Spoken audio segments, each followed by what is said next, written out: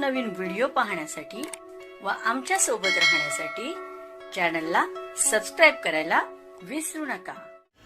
तर बघा काय बातमी आहे, माहे एप्रिल वेतन पेन्शन देयकासोबत सरकारी कर्मचाऱ्यांना 60% दराने डीए वाढ लागू, मंत्रिमंडळाची मंजुरी।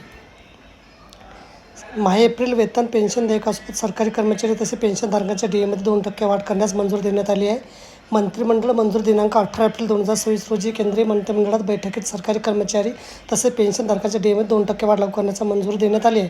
त्यामुळे एकूण महागाई भत्ता 58% 60% इतका झाला आहे। या निर्णयामुळे सरकारी कर्मचारी तसे पेन्शनधारकांना आता 1 जानेवारी 2026 पासून पूर्व लक्ष्य प्रभावाने 60% दराने डीए वाढ लागू करण्यात येणार आहे। माहे जानेवारी फेब्रुवारी मार्च महिन्याची थकबाकी माहे एप्रिल वेतन पेन्शन देयकासोबत रोखीने अदा करण्याचे निर्देश देण्यात आले आहेत।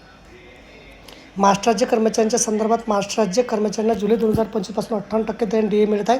आता केंद्र सरकार कर्मचाऱ्यांना जानेवारी 2026 पासून डीए वाढ लागू केली जाईल।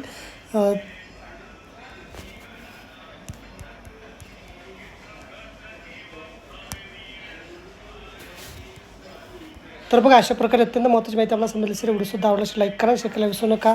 धन्यवाद।